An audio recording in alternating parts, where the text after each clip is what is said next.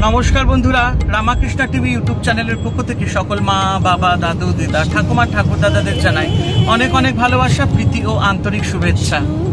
আজকে শনিবার এবং আজকে আমার ছুটি এবং আজকে চলে যাচ্ছে একটা দারুণ জায়গায়। তো পুরো ভিডিওটা মানে সম্পূর্ণ ভিডিওটা কিন্তু আপনারা সবাই দেখবেন। আজকে আমরা যাচ্ছি মাহেশ শ্রীরামপুর, পৃথিবীর বৃহত্তম মানে দ্বিতীয়তম বৃহত্তম জগন্নাথ দেবের মন্দির, মানে পুরীর পর এই জগন্নাথ দেবের মন্দিরটি দ্বিতীয়তম মানে সবচেয়ে বড় মন্দির। তো আমরা সেখানে যাচ্ছি খুব জাগ্রত। তো ছুটি যেহেতু তো ভাবলাম একটুখানি আমরা যাই, একটুখানি স্পিরিচুয়াল ট্রাভেল করি। তো আমি আমার ওয়াইফকে নিয়ে বেরিয়ে পড়েছি। তো সবাই কিন্তু সঙ্গে থাকবেন, সাথে থাকবেন এবং আমরা কিন্তু পুরো জায়গাটা আপনাদের ঘুরে দেখাবো। তাই সকলে ভালো থাকবেন, আনন্দে থাকবেন, সঙ্গে থাকুন, দেখতে থাকুন। তো বন্ধুরা আমরা দেখতে দেখতে শ্রীরামপুর মাহেশ জগন্নাথ মন্দিরে এসে উপস্থিত হলাম। আর দেখুন কি সুন্দর লাগছে দেখতে। তো এটা দেখবেন আপনারা শ্রীরামপুরের মাহেশের মন্দিরে যাওয়ার আগে এই গেটটি দেখতে পারবেন এবং এটা হচ্ছে মাহেশের রথ। কত বড় রথ, এটা দেখতেই পাচ্ছেন কি সুন্দর। আর জায়গাটা আমার বেশ ভালো লাগছিল। আর দেখো মন্দিরের পাশে একটা বিশাল মেলার আয়োজন হয়েছে এবং এখানে সন্ধেবেলা থেকে মেলা একদম কি বলবো জমে উঠবে। আর এবার আমরা মন্দিরের ভেতরে প্রবেশ করছি এবং তোমাদেরকে পুরো মন্দিরের ভেতরটা দেখাবো, কি করলাম, ঠিক আছে, সম্পূর্ণ এবং বিগ্রহ পর্যন্ত আমরা তোমাদেরকে দেখাবো। জগন্নাথ দেবের বিগ্রহ দেখাবো আমরা।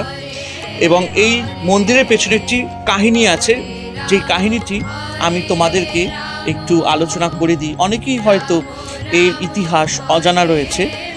তো মাহেশের এই রথযাত্রা ভারতের দ্বিতীয় প্রাচীনতম এবং বাংলার প্রাচীনতম রথযাত্রা উৎসব। এই উৎসব 1369 খ্রিস্টাব্দ থেকে পশ্চিমবঙ্গের শ্রীরামপুর শহরের মাহেশে অনুষ্ঠিত হয়ে আসছে।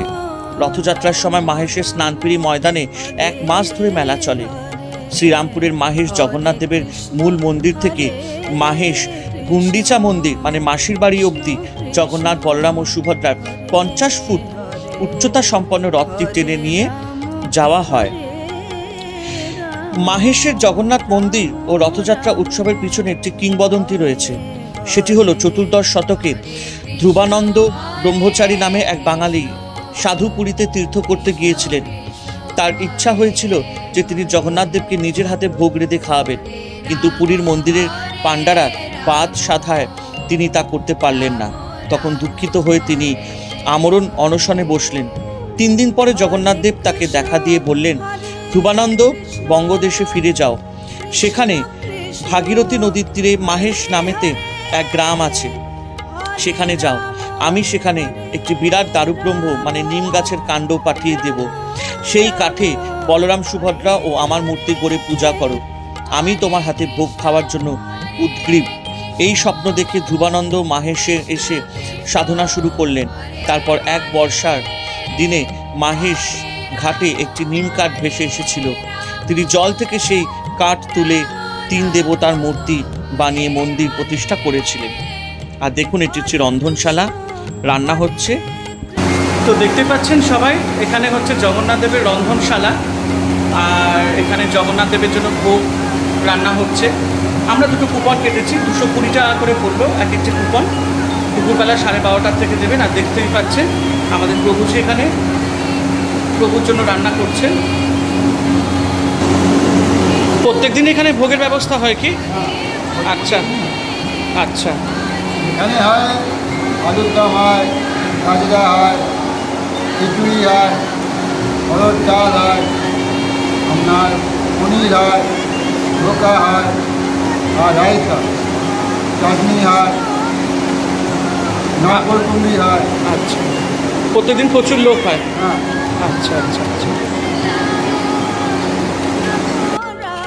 তো চলুন আবারও কিছুটা ঘটনা আমি আপনাদের সাথে এখন ডিসকাস করি।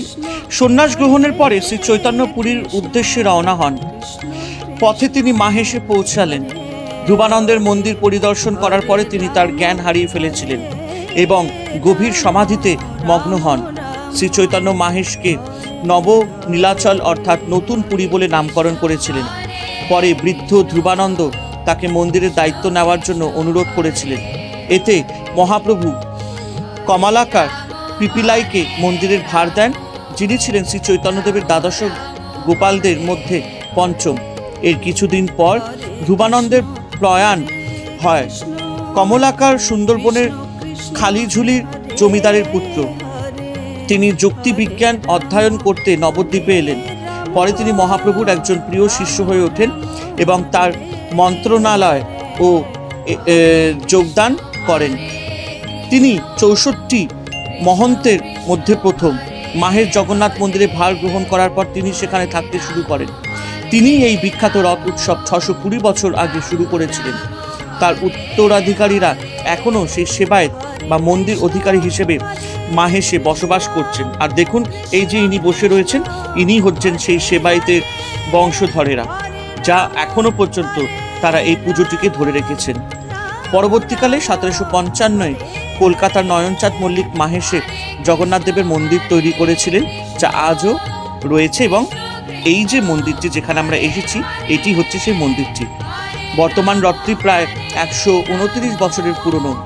সেই যুগে 20,000 টাকা ব্যয় শ্যামবাজারের বসু পরিবারের সদস্য হুগলির দেওয়ান কৃষ্ণচন্দ্র বসু রথটি তৈরি করে দিয়েছিলেন। রথটিতে রয়েছে মোট 12টি লোহার চাকা এবং 2টি তামার ঘোড়া। এবং আধুনিক মন্দির 1750 সালে নির্মাণ করা হয়। কলকাতা নিবাসী নয়নচাঁদ মল্লিকের তার খরচ দেন। তো দেখুন কত সুন্দর এই মন্দিরের কাহিনী। এবং এটাও জানা যায় যে স্বয়ং ভগবান শ্রী রামকৃষ্ণ পরমহংসদেব, তার স্ত্রী মা সারদা দেবী, নাট্যকার গিরিশচন্দ্র ঘোষ, সাহিত্য সম্রাট বঙ্কিমচন্দ্র চট্টোপাধ্যায় প্রমুখ অনেক মানুষই এই রথের বিখ্যাত মেলা পরিদর্শনে এসেছিলেন। আর দেখুন এখানে চারিপাশটায় আরও কত মন্দির রয়েছে, সেখানে নানান রকম দেবদেবীর মূর্তি রয়েছে। যেমনি এখানে বড় বাবার মূর্তি, মা কালীর মূর্তি আছেন, এবং তার উল্টো দিকে আরেকটি মূর্তি আছেন, আরও আরেকটি মন্দির আছে, ক্ষমা করবেন, সেখানেও বিভিন্ন রকমের বিগ্রহ আছে চৈতন্যদেবের, ঠাকুর শ্রী রামকৃষ্ণ পরমহংসদেবের, সারদা মায়ের। তো দেখতে পাচ্ছেন কত লোকের আনাগোনা এখানে, আর কত ভক্তমণ্ডলীরা এসেছেন। অনেক দূর দূরান্ত থেকে, অনেক গ্রাম থেকে প্রচুর লোকজন এসছেন। তারা এখানে থাকবেন, রথের সময় এখানে তারা রথের আনন্দ উপভোগ করবেন। তো এই হচ্ছে আমাদের মাহেশের রথ, যে জগন্নাথ মন্দির এবং রথের যে ঘটনা, সেটা আমি আপনাদের সঙ্গে যতটা পেরেছি তুলে ধরেছি। এবং আরেকটি আমি জিনিস এখানে বলতে চাই যে রথটিতে রয়েছে মোট 12টি লোহার চাকা এবং 2টি তামার ঘোড়া। ইতিহাস বলে সাধক ধ্রুবানন্দ ব্রহ্মচারী স্বপ্ন পেয়ে গঙ্গায় ভেসে আসা নিমকাঠ দিয়ে দারুমূর্তি তৈরি করেছিলেন। প্রতি বছর রথের আগে বিগ্রহের অঙ্গরাগ হয়ে থাকে। রথের দিন জিটি রোড দিয়েই রথ টানা হয়। এই রথযাত্রাকে কেন্দ্র করে আজও বসে মেলা, যেটা আমি আপনাদের দেখালাম প্রথম দিকেই যে মেলাটির আয়োজন করা হচ্ছে। বিশেষ উল্লেখযোগ্য বঙ্কিমচন্দ্র চট্টোপাধ্যায়ের রাধারানী উপন্যাসের প্রেক্ষাপট ছিল এই মাহেশে রথযাত্রা। তো দেখতেই পাচ্ছেন কত সুন্দর সুন্দর বিগ্রহ রয়েছে, এবং যারা যারা এখানে উপস্থিত হয়েছিলেন তাদের সব বিগ্রহ এখানে তৈরি করে রাখা হয়েছে, তাদের পুজো করা হয়।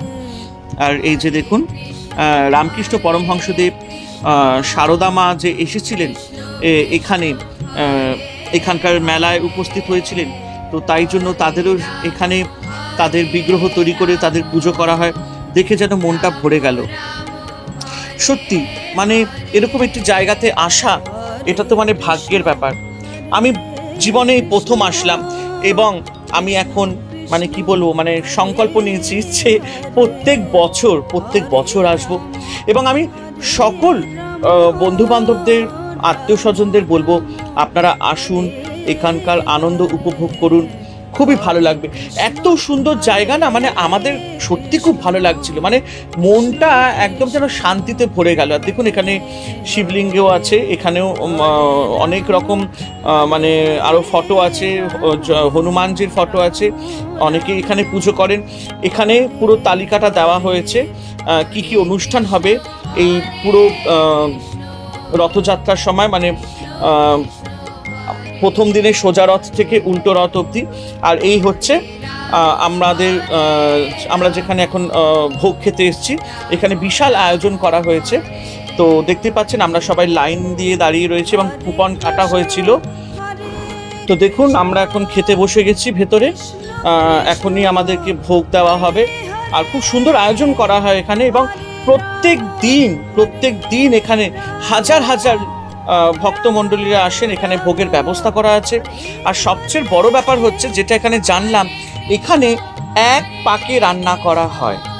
এক পাকে রান্না করা হয় মানে এখানে কোনো হাতা খুন্তি দিয়ে ভোগ, মানে যেরকম আমরা ঘরে যেরকম রান্না করি, নানান রকম মশলা টশলা দিয়ে, তেল ঘি টি দিয়ে বেশ হাতা খুন্তি টুন্তি দিয়ে নাড়িয়ে, তো সেই রকম এখানে হয় না। এখানে একদম ডাইরেক্ট ধরুন যা আইটেম এখানে হচ্ছে, মানে যা ভোগের যা আইটেম আছে সব একেবারে আলাদা করে রান্না হয়, তেল ঘি ছাড়া, বুঝতে পারছেন, তেল ঘি ছাড়া রান্না হয়। এবং এখানে কোনো হাতা খুন্তির কোনো কাজ হবে না, একদম বসিয়ে দিল, ওই যে বসিয়ে দিল, তারপরে যেভাবে রান্নাটা হলো প্রিপারেশন, সেটা একেবারেই মানে কি বলবো, হয়ে গেল রান্না, মানে যেটাকে বলা হয় এক পাকে রান্না, কোনো রকম এখানে ধরাধরি চলবে না। অপূর্ব স্বাদ ছিল, অপূর্ব স্বাদ, আর কত রকম আইটেম ছিল, মানে আমার তো মানে পেট ভরে গেছে একটুখানি খেয়ে। আর অপরূপ খেতে ছিল, মানে কি বলবো, অমৃত যেন খাচ্ছি আমি, এত সুন্দর, মানে খিচুড়ি, অন্নভোগ, পোলাও, তারপরে ছানার ডালনা থেকে শুরু করে, তারপরে মুগলি থেকে শাকের সবজি, মালপোয়া, চাটনি, পায়েস, মানে কি বলবো, মনটা তৃপ্তিতে ভরে গেল। মানে পুরীতে আসা আর এখানে আসা একই ব্যাপার।